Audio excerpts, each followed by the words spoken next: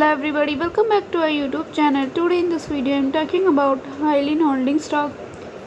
In this video I am talking about stock pros and cons and technical analysis and latest news about it.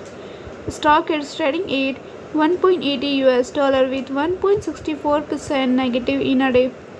We can easily see stock was volatile for a day. The volume of stock was recently not all-time high, so the fundamental stock is not better for today.